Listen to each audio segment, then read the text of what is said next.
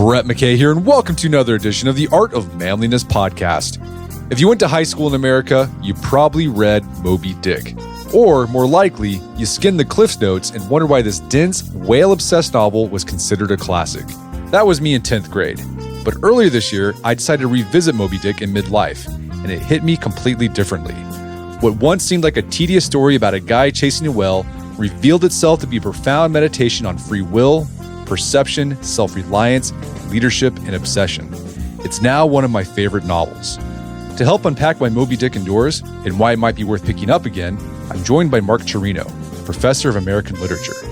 Today on the show, we discuss why Moby-Dick was initially overlooked, the novel's major themes, and the timeless mystery of Captain Ahab's monomaniacal quest. After the show's over, check out our show notes at aom.is/Moby-Dick.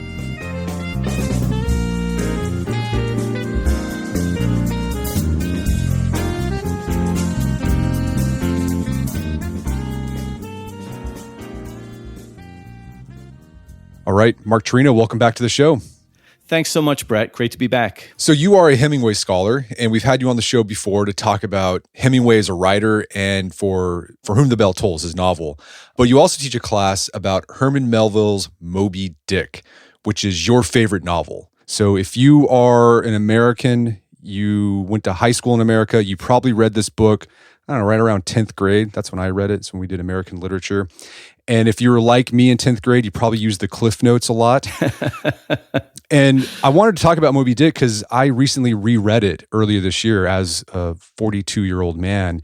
And I absolutely love this novel. It's one of my favorites now. And I hope with our conversation, we can inspire some listeners to either pick it up for the first time or revisit it if the last time they read it was in high school English class. So let's talk about big picture. Let's talk about this guy, Herman Melville, who wrote Moby-Dick. Who was this guy when he wrote Moby-Dick? What's his story? Herman Melville was born in 1819. So he was born into the era that we really call American Romanticism, which began around that time. And he was a fairly prominent writer of seafaring narratives, Typee, Omoo, just kind of romps in foreign lands. And with Moby-Dick, he became more interested in writing in an abstract way. So in other words, he kept with the maritime adventures and ships, but instead he began to write in an allegorical and abstract way where he began to be all-encompassing. And when this book was published in 1851, people just weren't ready for it. Some people noted that it was an impressive book and so forth, but it wasn't like it sold very much. It wasn't like Melville became this unimpeachable bard of American letters. Melville would go on to write a lot of abstract work, philosophical, political, psychological, and then he really became more of a poet later in his life before he died in 1891, to the extent that when he died in 1891, his obituaries didn't really say that he was the author of Moby-Dick, first and foremost. He was more the author of Typee, Omoo, these early kind of romantic yarns. And it was only until later, maybe the centennial of Melville's birth, so 1919, where people began to rediscover Moby-Dick and say, wow, this is actually worth reading. If I can tell you really quickly, Brett, there's one particular scholar named Raymond Weaver who taught at Columbia, who was prominent in what is now known as the Melville Revival, which is kind of the rediscovery of Moby-Dick and the rediscovery of Melville himself. And my grandfather was a student at Columbia for Professor Weaver. And so he was one of the students reading this book that nobody had ever heard of or nobody thought much about. But this guy was like John the Baptist when it came to Melville. So now, years later, Moby-Dick is celebrated as an unequivocal, great American novel. And it just goes to show, it might get us to think about that the American literary canon is as subjective as anything else. You think of Moby-Dick drop down from the heavens as, sacred text. It really wasn't that. It was discovered by some literature professor. Yeah, it reminds me of F. Scott Fitzgerald's The Great Gatsby. Same sort of thing. Yeah. 100%. When Fitzgerald died in 1940, he was convinced Gatsby was a failure. Gatsby was out of print. and it had to be reintroduced. And then now, of course, it'll never go out of print. So it's interesting. Melville had written a lot, and he was well known for his writing before Moby-Dick. But today, I think most people, if they've read Melville, the only thing they've read from Melville is Moby-Dick, or they might have read Bartleby the Scrivener. And that's about it. What do you think that is? So I've read several other Melville novels to try to answer exactly that question, Brett. I was like, why everyone would say Melville is one of the great American novelists of all time. Everybody would say that. And then you could ask those people who say that, okay, so name 2 Melville novels. And, they would say, well, Moby-Dick and Bartleby the Scrivener. Okay, Bartleby the Scrivener is a short story, right? So what does Moby-Dick have that the others don't? Especially since they're kind of covering the same terrain. And if I can just be reductive and try to figure this out, the first thing it has is Ishmael. And Ishmael is this singular narrator. He's funny, he's imaginative, he's enthusiastic, he's discursive, like he goes on tangents here and there, and he's very insightful about human behavior. So Melville had never done that before, create such a perfect narrator. The second thing it has is Ahab, this enormous figure, this mad captain, determined to get vengeance on this monster of the sea. So he's almost godlike, or royalty. He's just larger than life. And Melville had never created such a larger than life protagonist. And also Moby-Dick himself, the whale, this creature that is the object of so much fury and so much scrutiny, that is the great quest that Ahab is on. And so triangulating these 3 unbelievable characters within this novel creates such an alchemy, such power and mystery that none of his other books ever approached this kind of structure. Why do you think this novel's so intimidating? I think some people, they have Moby-Dick on their to-read list, or they remember reading it from when they're in high school and they're like, Moby-Dick, I can't do that. What is it about this book or the way it's written that makes it intimidating? Well, you're going to have to tell me about how you felt about it as a 10th grader. I mean, it's kind of long. It's not long as 19th century American novels go necessarily. I mean, there are lots longer novels. I think the writing is pretty dense and poetic and baroque. Melville writes in a very intense way. So it can be very hard to kind of unpack some of the poetic imagery, some of the philosophical ideas. Absolutely, some of that can be difficult to unpack. Ishmael also goes on digressions, as I mentioned. So there's the very simple story, which is Ahab has been wounded by this one particular white whale named Moby-Dick and has now determined to set out and avenge it. And our narrator, Ishmael, happens to be on that ship, the Pequod. So that's a very simple story, just a very simple story of vengeance, and actually also a Holy Grail story, trying to reach one particular object. But at the same time, Melville layers on top of this very simple, straightforward, linear story, discussions about religion and politics and commerce and law and history and psychology and philosophy and nature. So it goes on and on and on. And I think that can be very either frustrating or disorienting for lots of readers. I think when I was in 10th grade and I was reading this book the first time, I remember I'd get to the chapters where Melville would just inject these almost like pseudo-scientific textbooks about whales. Right. Like chapter 32, where you just see that it's just basically like the scientific name of the whale and like the description of the whale. And yes. I remember in 10th grade, it's like, what does that have to do with the story? So I'm just going to skip this. What do you think is going on there? Why did Melville do that? I mean, he does that several times throughout the book. I remember there's one where he just talks about the anatomy of the sperm whale head. Like, what does this have to do with Ahab getting Moby-Dick?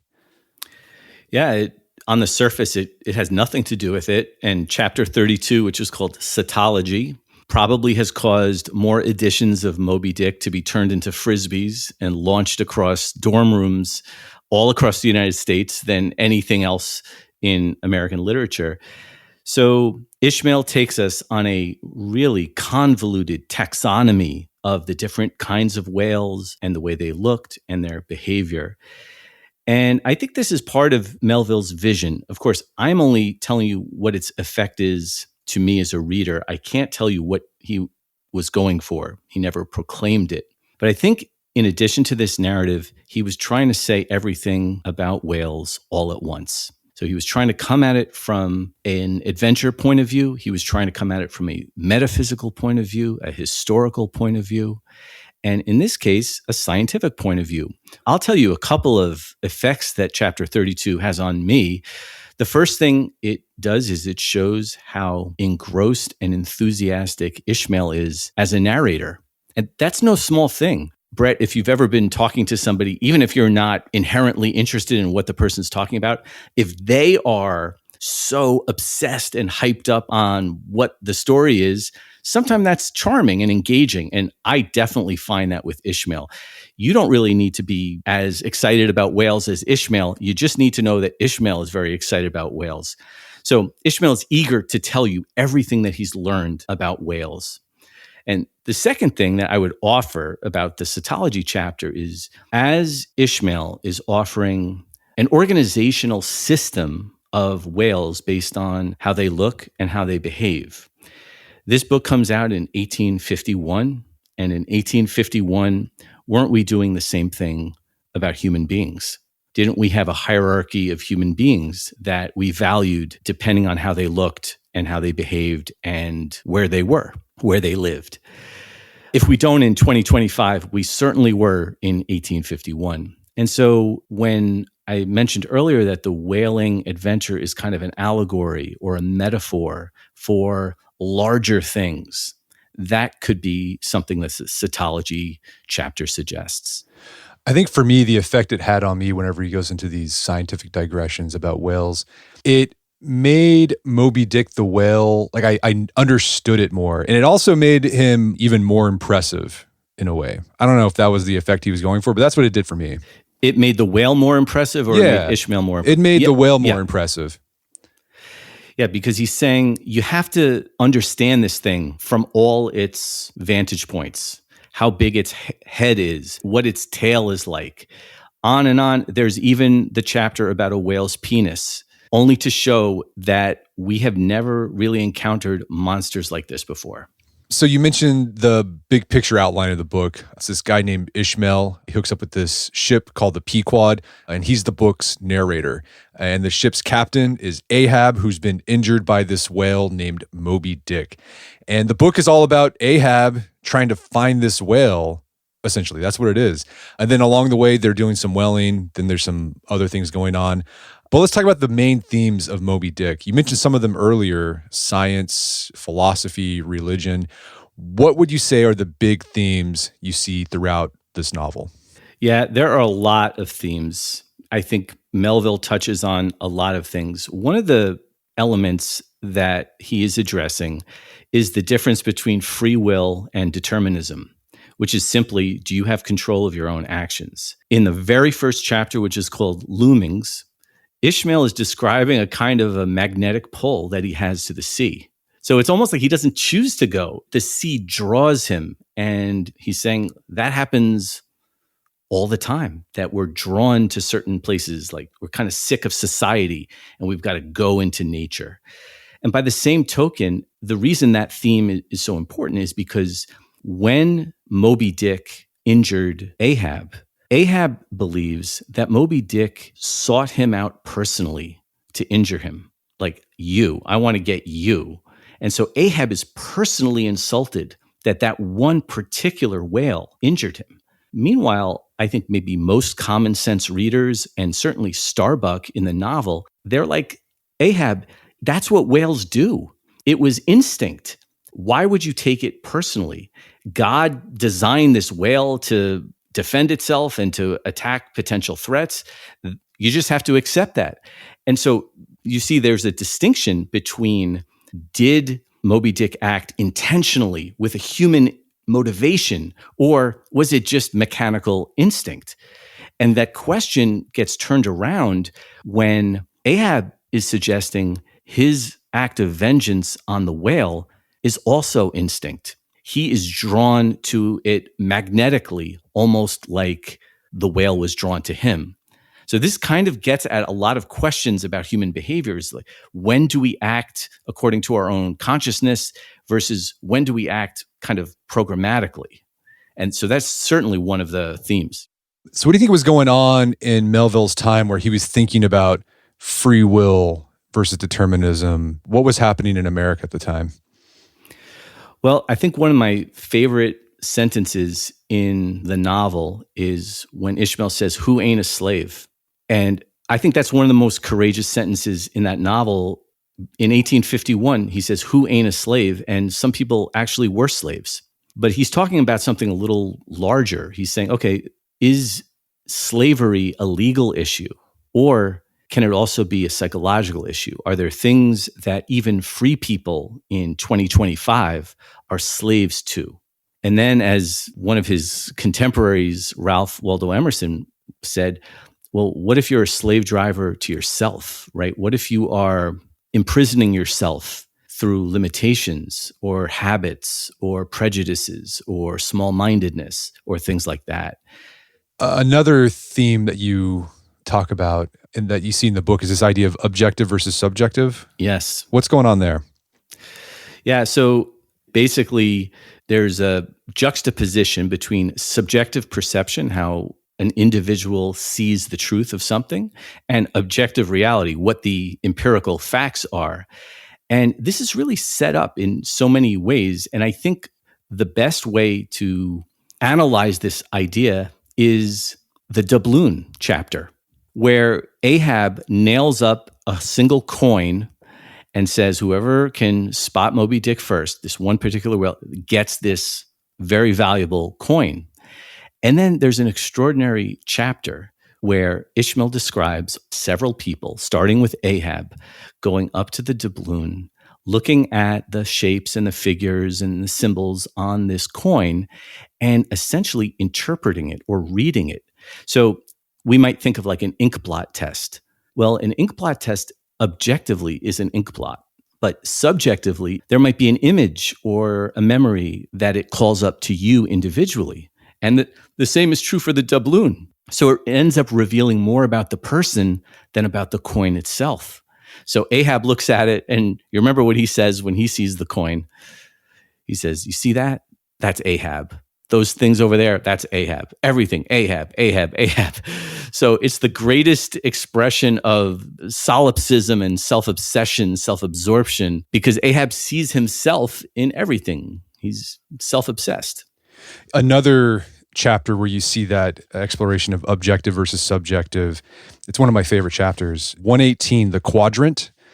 Okay. And this is a scene where someone's trying to bust out the quadrant. Sailors use this to navigate. You look at the stars and you can figure out where you're at. And Ahab is like, I'm not having it. He's like, I hate this thing. He says, he calls it foolish toy, babies, plaything of haughty admirals and commodores and captains. The world brags of thee and thy cunning might. And then he says, science, curse thee, thou vain toy, and cursed be all the things that cast man's eyes aloft to that heaven, whose live vividness but scorches him, as these old eyes are even now scorched with thy light. And he said, level by nature to this earth's horizon are the glances of man's eyes, not shot from the crown of his head, as if God had meant him to gaze on his firmament. Curse thee, thou quadrant. And he dashed it to the deck. No longer will I guide my earthly way by thee, the level ship compass and the level of dead reckoning by log and by line. These shall conduct me and show me my place on the sea. And I think it's a great, he's like, I'm rejecting science. I'm not guiding my life by the objective science. I'm just going to use my own self to guide my life. And I read that and I can see, okay, that's not good to reject objectivity. But at the same time, like, I'm kind of inspired by Ahab because he's like, I'm going to do what I want to do and not what some instrument tells me to do. Because I think it's very relevant today when we have AI. People are going to ChatGPT asking ChatGPT to make decisions for them about, well, should I take this job, or even about their romantic life. And I think Ahab would say like, no, curse thee, ChatGPT, and like he'd smash it. There is definitely that to it, and this is like Luke Skywalker using the Force and not, putting the blast shield down, right? And he's like, I'm trusting my own instinct is strong enough to solve this problem and execute this mission. And I agree with you. That is inspiring. But we can see also the cautionary tale of how that can get you into trouble. Right. How you can forsake facts and say, I got this. And there's a difference, especially in romantic literature, capital R. So I'm not talking about romance novels, I'm talking about romantic literature. The difference in romantic literature is trusting yourself. And I'm using self as its own word, trusting yourself, which means the heart's core, that deep inner part of you that maybe other people don't see, maybe you don't even see. It's your soul. Trusting that, which is a divine correspondence to nature and to divinity, versus trusting your ego. And so Ahab may let ego get in the way, or other leaders may let ego get in the way, and they forsake facts. But I do agree with you that if you're using instinct properly, if you're balanced, that can be inspiring. There's one other illustration of this, Brett, that might add a layer to it. In the chart, which is not dissimilar from the quadrant, in chapter 44, Ishmael is saying essentially Ahab wanted this whale so badly. He was so bent on this obsession that he says all possibilities would become probabilities, and as Ahab fondly thought, every probability the next thing to a certainty. And so we all know people like this, the people who they can't see reality because they want something so badly. And like, because I want it to happen, I can will it to happen. So it cuts both ways, because the more kind of sober, realistic people may say, well, I don't think that's going to work. But the fact is, don't our heroes, don't the really great adventurers and leaders and inventors, don't they have this kind of little strain of hyperbole to them, this little extreme element to them? We're going to take a quick break for a word from our sponsors. And now back to the show. Let's talk about some of the characters more specifically. We've been discussing them kind of on the surface. I want to go deeper with this. Yes. Let's talk about the narrator, Ishmael. Moby-Dick starts off in a famous way. Everyone probably knows the first line in Moby-Dick. It's, "Call me Ishmael." What does this line do for the narrative, and what does that tell us about Ishmael that he started off this story with, "Call me Ishmael"? Yeah, that's a question that people have been wrestling with for 150 years, right? What does "Call me Ishmael" mean? On the surface, it's a really folksy introduction to our narrator, who's like going to sit down and tell you a nice whaling yarn. But on the other hand, it might be a little shifty. There's a difference between saying, my name is Ishmael, and call me Ishmael. Call me Ishmael is kind of establishing the authority of who is telling the story and who is going to be listening to the story, and at the mercy of who is telling the story. So if somebody tells you, call me blank, they are kind of setting the terms of the narrative. In fact, we can go on to the second sentence of the story. He says, call me Ishmael. Some years ago, never mind how long precisely. So it's already, he's telling us what to ask and what not to ask. He's a very engaging narrator, but again, he's also setting the terms. We might also wonder about the name Ishmael, because I don't know how many Americans are named Ishmael. This is a quintessentially American narrative, and we have American characters named Ishmael and Ahab. Yeah, why is that? Is there something symbolic about the name Ishmael? There must be. So when he says, call me Ishmael, he is alluding to a figure in the Bible, the son of Hagar, who is an outcast. So when he is saying, call me Ishmael, he might be suggesting that he serves that same kind of role in society, or that same kind of role in the narrative. One of the things about Ishmael, and I think this is truly the genius thing about the novel Moby-Dick, or one of the genius things, is that Ishmael is not the protagonist and Ahab is not the narrator. Ishmael is kind of on the periphery, off to the side, observing. Sometimes you don't even know how he has access to certain events that go on the Pequod. but he can sometimes get into the thoughts of Ahab. Sometimes Ahab does something all by himself, even below deck. And you wonder, how does Ishmael know what is going on? Does he have imaginative powers? Does he have supernatural powers? Is he a fiction writer? Where does the truth and imagination blend? Yeah, this reminds me, going back to The Great Gatsby, it's the same thing with Nick Carraway, the narrator, Yes. and then Jay Gatsby's the protagonist. And my son just got done reading The Great Gatsby, and he had this funny comment. He's like, Nick Carraway's just always kind of lurking. I don't know why he's there in these different situations, how he knows what's going on, but he's just kind of there in the background. I'm like, yeah, he is kind of a lurker. That is a great parallel. It's exactly the same. The central phrase for Nick Carraway is, you remember, and I'm sure your son just read this, when Nick Carraway is talking about this party that he's at, this really kind of seedy party in this apartment, and he looks outside and he sees a kind of a bystander, and he says, I was within and without. So simultaneously, he was two places at the same time, and he was two people at the same time. And that is the brilliance of Gatsby, the way it's narrated. But of course, Moby-Dick came way earlier. And so I'm sure that Fitzgerald modeled it after Ishmael. So Ishmael, as you said, he's this really enthusiastic guy. He's really enthusiastic about whaling, and he's also kind of an outsider. What does Ishmael represent, do you think? Because Melville's writing symbolically in this novel, so Ishmael must represent some idea that he's trying to convey. Yeah, that's a really good question. I think Ishmael might be the stand-in for Melville. I think he's the writer of I think he's the poet. And so the poetic leaps that Ishmael takes, the philosophical and psychological leaps that he takes, he's really the poet and the novelist on the ship. Ahab doesn't think on those terms. Ahab is thinking, must get whale. And if this novel were to be narrated by Ahab, it probably would be very direct. It wouldn't be much shorter.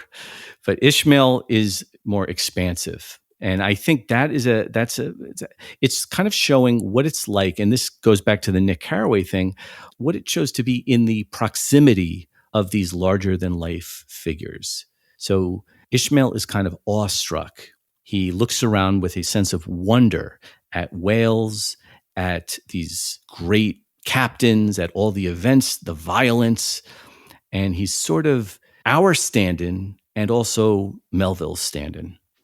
Let's talk about Queequeg. Queequeg has always been one of my favorite characters. For some reason, I just find him endearing. Why do you think this cannibal sailor dude from the South Pacific is such an endearing character? Yeah. First of all, he's great at being a harpooner. So he gets on the Pequod due to merit, and that's fantastic. He's more qualified than Ishmael to get on the Pequod. He's a great friend. He's generous. And I think, well, you can answer why he's endearing to you. What he's endearing to me about is that he's self-reliant in the Emersonian sense of being self-reliant, in terms of being comfortable in his own skin, which is in his own heavily tattooed skin. Imagine being a heavily tattooed Pacific Islander, observing Ramadan, carrying heads in your sack in Manhattan in the middle of the 19th century. You would be extremely conspicuous. He has absolutely no embarrassment about his own actions. They give him a wheelbarrow to lug things around in. He puts things in the wheelbarrow and carries it because he doesn't understand how wheelbarrows work.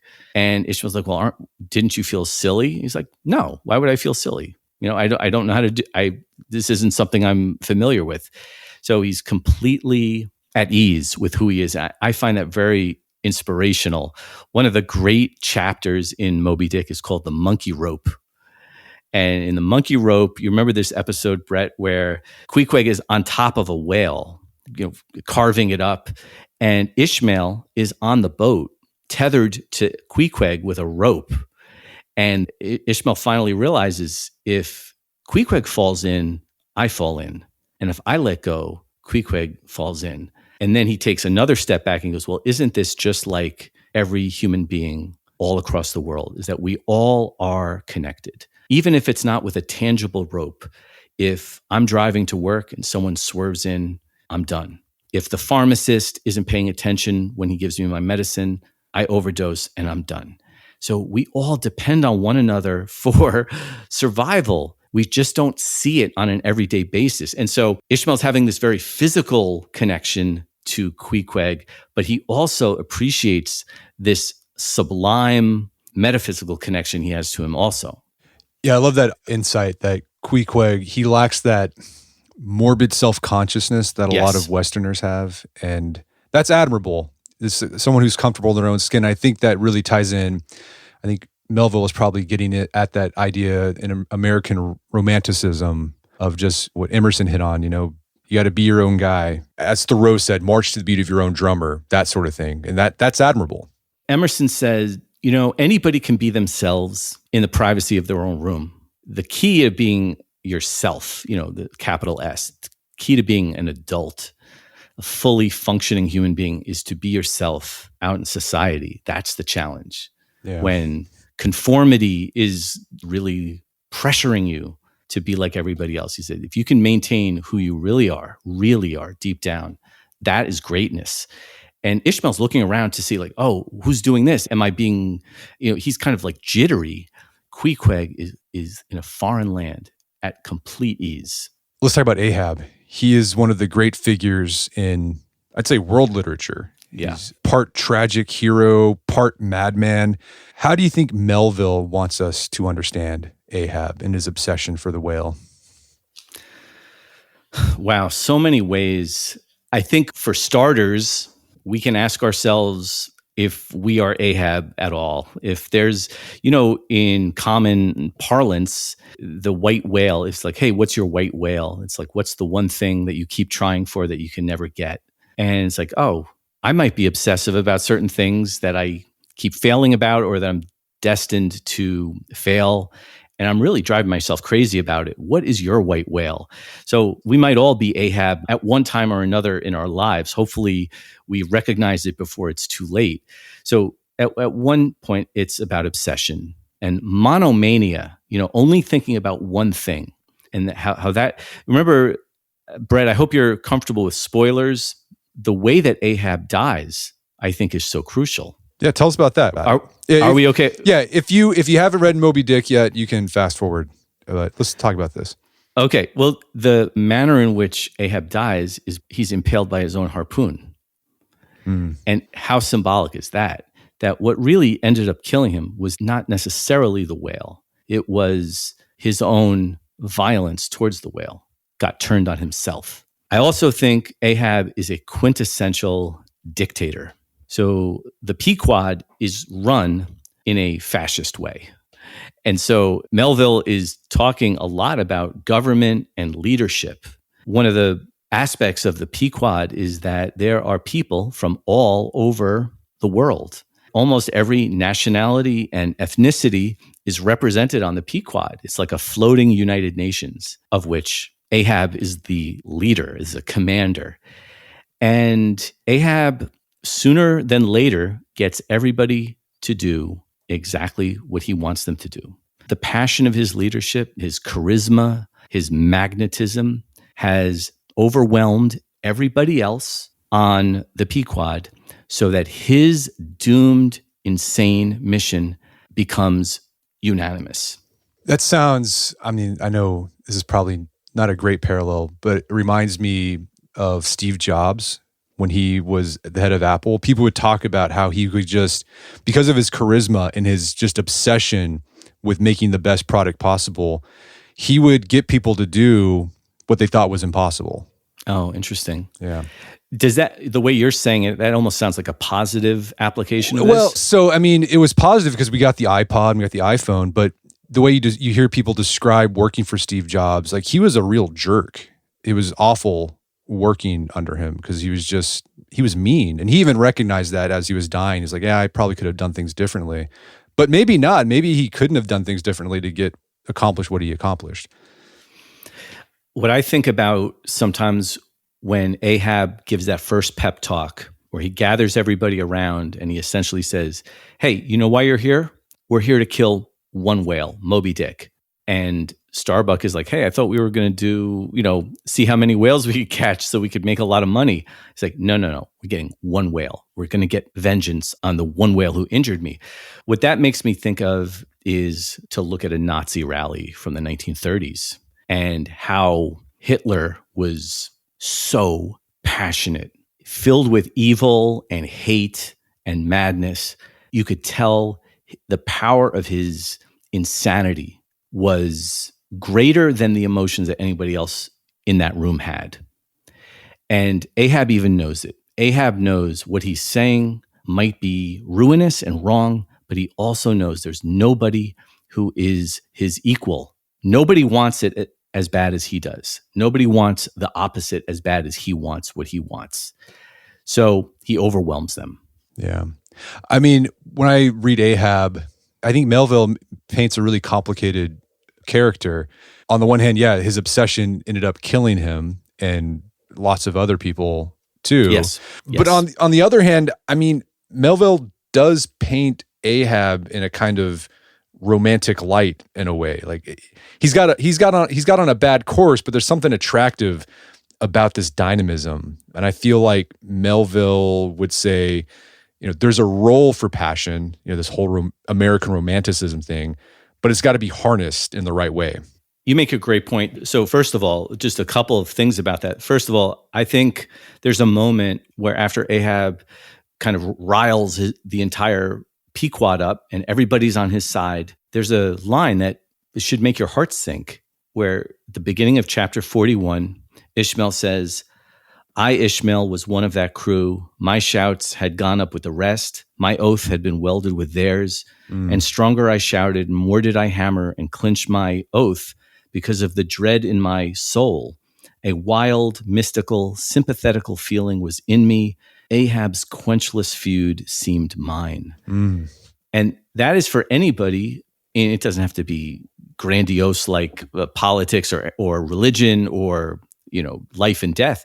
It could be any time you went along with something that you deep down knew better than, but you got overpowered. And the other thing that your comment made me think about, Brett, was there's a moment where Ahab is really humanized, where he's all by himself, at least he thinks he's all by himself, or perhaps Ishmael's looking on. And he leans over, he's thinking about his wife, and he's thinking about what his obsession and what his career as a sailor has done to his family, and how he's spent way more time out on the ocean than on land. And one teardrop drops into the water. And what Ishmael surmises is there was more substance in that one teardrop than there was in the rest of the ocean combined, because of just how long did it take that tear to form? Probably he had never done it before. But there is that, it's like a kind of a yin and yang type thing where, yes, Ahab is all one thing, but there's one dot of humanity and sanity and family man where he kind of remembers who he really is. Let's talk about another character, really important character, the whale, Moby-Dick. I'm sure lots of people have written essays when they're in high school, like, well, the white whale represents this. What do you think the white whale represents? Okay, so let's take one baby step back. And I think a lot of readers of literature who were asked to read this book, let's say in high school, and 10th grade seems actually very early to read this book, but let's say they did, and their professor, their teacher said, now we're all going to write essays about what Moby-Dick represents, what the whale represents. And a common complaint is, well, why does the whale have to represent something? Why can't it just be a whale? Why can't it just be? And we have to have a discussion in that class about there is such a thing as literary symbols. Things do represent other things.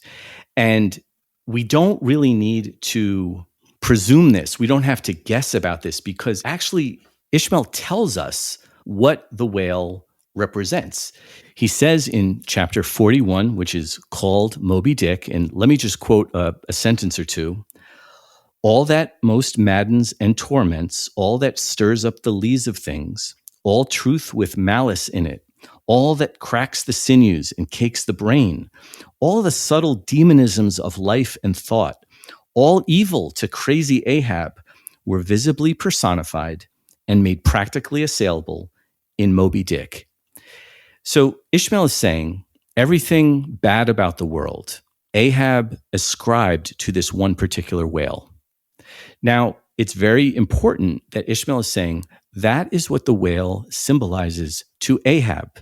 The thing about a symbol is that it means different things to different people. An American flag will mean something different to an American and someone from a different country. A cross means something different to a Christian and a non-Christian. And this is the way symbols are. They mean different things to different people. We almost started our conversation by talking about the difference between objective and subjective. So we have to be very careful that the whale doesn't mean the same thing to everybody. Ahab is trying to make Moby-Dick mean the same thing to everybody. He wants everybody to hate it as much as he does. But in fact, the very next chapter, chapter 42, which is called The Whiteness of the Whale, begins when Ishmael says, what the white whale was to Ahab has been hinted. What at times he was to me as yet remains unsaid. So for every person in the book and for every reader, the white whale probably means something different. I know that's frustrating, and I hope it doesn't sound like I'm equivocating, but what it really is, it's a celebration of subjective perception over objective reality. And so, okay, Moby Dick represents evil to Ahab, and he has to kill it. What does it mean to Ishmael? Yeah. So you're exactly right. So Ahab is saying, once I kill Moby Dick, everything will be better. And now we may look at that and go, like, what is going to happen once he kills Moby Dick? What, he's going to live happily ever after? Do we really think that's what's going to happen? So in Ishmael's case, in chapter 42, he takes a philosophical point of view. Chapter 42 is called The Whiteness of the Whale. And he says, do you know what really bothers me about Moby Dick? The thing that really kind of exasperates me is that he's white. And by that, it's saying he's blank. He has no definition. It's his absence. He says, vague, nameless horror. So what frightens Ishmael is that he's a white whale. And it could mean anything in that sense. It means whatever you think it means. You are projecting your own anxieties, fears, prejudices onto this blank screen. If you've ever had to write something and you look at a white sheet of paper, that could be very anxiety causing. But here he's saying, and this is kind of counterintuitive because some people, I think our culture, we look at white as pure and clean and innocent. And here he's saying, you know what it's like? It's like if you're caught in a whiteout or an avalanche and your surroundings have no definition. In 1851, the early 19th century, if you looked at the map of America, there were white spots, there were white areas, things that hadn't been fully settled and explored. And Romantic writers, Emerson and Thoreau, were like, don't explore externally, don't explore the continent, go within, explore the white spots in your own brain, the areas of your own psyche and consciousness that you haven't thought of before. Yeah, there's a great line in that chapter 42, talking about how the whiteness, it's this void, this blankness, and how it's anxiety producing, sort of existentially anxiety producing. He says this, is it that by its indefiniteness, it shadows forth the heartless voids and immensities of the universe, and thus stabs us from behind with the thought of annihilation when beholding the white depths of the Milky Way? Incredible. That's incredible. Yeah, if you are an imaginative person, if you can project and then you kind of like can spiral out of control because it's just blank. There's a line in Walt Whitman's Song of Myself, which is 1855, and I might butcher it, but I'll do my best. He says, the white-topped mountains are in the distance. I fling my fancies toward them. Fling my fancies toward them. So he's looking essentially at a white easel or white canvas. And he's like, whatever's in my brain, that is going to project onto it. And that's scary. And what Ishmael is gesturing towards is that we really, as human beings, seek definition. We seek boundaries. We want things to be contained. And if the white whale is so enormous and he's white, we don't know if there's any end to it. It could be just an infinite beast. So you're a Hemingway guy. You have a podcast called One True Podcast, and it comes from this line from Ernest Hemingway in A Movable Feast, where he describes how he writes. And he says, all you have to do is write one true sentence. Write the truest sentence that you know. What do you think is the true sentence in Moby-Dick? Well, that question is just, now I realize how evil that question is, because there's about 90 one true sentences from Moby-Dick. I can choose one of my many one true sentences. So as the novel goes along, and this might be a little bit of a key for people who get frustrated with some of Ishmael's digressions, we start to see a little bit of a pattern in how Melville structures Moby-Dick. What he'll do is he'll spend a few pages of a chapter talking about some arcane aspect of whaling or whales or the practice of whaling. And you're saying, why am I engaged with this? Why do I need to know this? And then at the very end, maybe the last sentence or the last paragraph, Ishmael will tie it in to a larger universal or metaphysical concept. And you're like, oh, now I see why we were talking about it. And it's absolutely brilliant. Many of these chapters are absolutely brilliant. One such chapter is called Fast Fish and Loose Fish. And this is chapter 89. This very small chapter is essentially a rule book about whaling, which is to say, what do you do when two rival ships are both pursuing the same whale? How do you know who gets it? And the short answer is whichever ship is fast to it or attached to it. And if the whale is loose, if it's unclaimed, then whichever ship becomes fast to it gets this whale. And you're like, well, this is kind of interesting. I never thought that there was a rule book about whaling, but I guess there's rule books about everything. That's kind of interesting trivia. And that's that. But towards the end of this chapter, Ishmael begins to talk about being fast and being loose in the sense of metaphysics or your soul or your spirit or your psyche. And then let me just end the chapter the way he does. He says, what are the rights of man and the liberties of the world but loose fish? What all men's minds and opinions but loose fish? What is the principle of religious belief in them but a loose fish? What to the ostentatious, smuggling verbalists are the thoughts of thinkers but loose fish? What is the great globe itself but a loose fish? And what are you, reader, but a loose fish? And a fast fish too. And that last sentence brings it home and kind of twists the knife in, where he's basically saying, okay, so what are things that you are susceptible to being influenced by?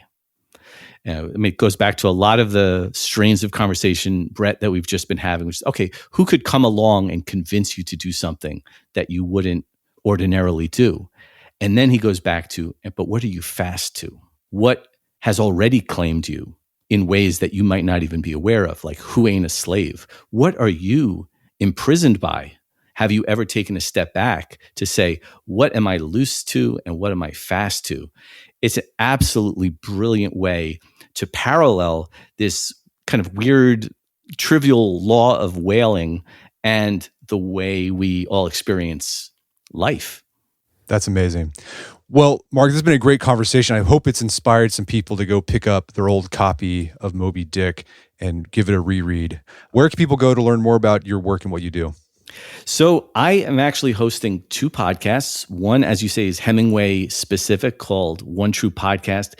The other is called the Norton Library Podcast, of which there are two beautiful episodes about Moby-Dick with the editor, Jeffrey Insco. And I have recently published an edition of Hemingway's A Farewell to Arms with the Norton Library that I hope everybody enjoys. Fantastic. Well, Mark Cirino, thanks for your time. It's been a pleasure. My pleasure, Brett. Thank you. My guest today is Mark Cirino. He's a professor of American literature. Check out the podcast he hosts. He's got the Norton Library podcast as well as One True Podcast, which is about Hemingway. They're available on all podcast players. Also, check out our show notes at aom.is/Moby-Dick. You can find links to resources where we delve deeper into this topic.